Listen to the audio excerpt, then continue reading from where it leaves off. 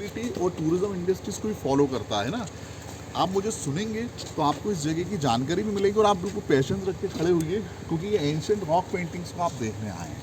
बहुत unique site है भीमबेटका, और इस जगह से ऑल ओवर इंडिया का फर्स्ट एंशियंट हिस्ट्री निकलता है। सिंधु, हड़प्पा और इंडस वैली को हमने आपने अपने चाइल्डहुड में स्टडी किया है मैम, पर आज जो न्यू जनरेशन आ रहा है पूरे भारत में, उसमें बच्चों के एंशियंट हिस्ट्री का पहला चैप्टर है Bhimbetka, evolution of Mankind the theory of hunters and gatherers. Pre historic site है और यहाँ देखने के लिए रॉक पेंटिंग्स ऑफ फिगर हैं। इनके बारे में अकॉर्डिंग टू द आर्कियोलॉजिस्ट की मानव के द्वारा की गई पहली कलाकृतियाँ, कि इसके बाद ही टेम्पल, फोर्ट या स्तूपा आइकनोग्राफी की बात आती है। वो जो पेंटिंग है वो सिंधु, हड़प्पा और इंडस वैली से पहले एक सभ्यता इन जंगलों में थी, जिसके बारे में ब्रिटिशर्स को भी नहीं पता चला। भीमबेटका की डिस्कवरी ने ब्रिटिशर्स और मैकॉले की दी हुई एंशियंट हिस्ट्री में काफ़ी कुछ करेक्शन किया है, इसलिए आज हिस्ट्री का पहला चैप्टर भीमबेटका है। देखिए फॉर्मेशन देखिए इन माउंटेन्स का, जिन पहाड़ों पे आप हैं, ये विंध्याचल पर्वत है। ये आपके यूपी के मिर्जापुर के सोनभद्र से जो चला आ रहा है, तो अब आप मानिए कि एंड ऑफ विंध्याचल पे आ गए हैं। इस हाईवे से 20 किलोमीटर आगे रिवर ऑफ नर्मदा है, और जैसे आप नर्मदा क्रॉस करेंगे तो सतपुड़ा, और नर्मदा के इधर ये विंध्याचल। तो एज अ प्रीमेटिव टाइम ये विंध्याचल और सतपुड़ा के जंगल, there is a name of Dandakaranya forest. तो एक मिथोलॉजिकल एविडेंस भी हमारे यहाँ जुड़ा है कि पांडव यहाँ वनवास का समय आके व्यतीत किए हैं।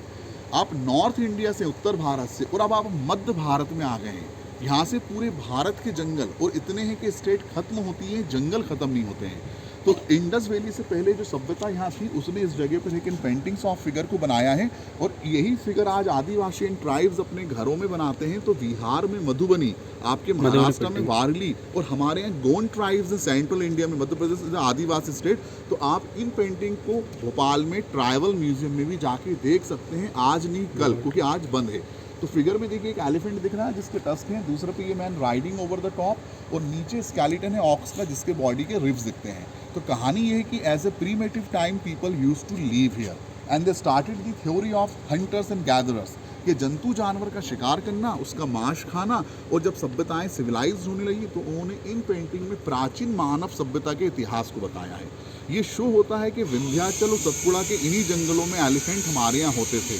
हॉर्स जरूर अरब से आया है। आप अजंता जाएंगे तो वहाँ गुफाओं में पेंटिंग्स ऑफ फिगर हैं। And Bhimbetka not a cave painting, here is a rock shelter. मेरे शब्द पे ध्यान दें कि बारिश का पानी नहीं जा रहा है, रॉक में जो केमिकल रिएक्शन हुआ है उससे स्टोनियन कलर को एब्जॉर्ब किया है। बचे रहने का रीज़न है ये जंगल जो पॉल्यूशन फ्री है, और यही क्लाइमेट रहा तो ये फिगर यहाँ 2-3 हज़ार साल और रह सकता है, ऐसा आर्कियोलॉजिस्ट कहते हैं।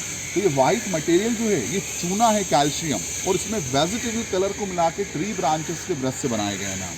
इसकी कार्बन टेस्टिंग और साइंटिफिक एनालिसिस 2000 साल पुरानी है, पर इससे भी ज़्यादा पैलोलिथिक 10,000, 5,000 के फिगर मुझे आपको दिखाना है।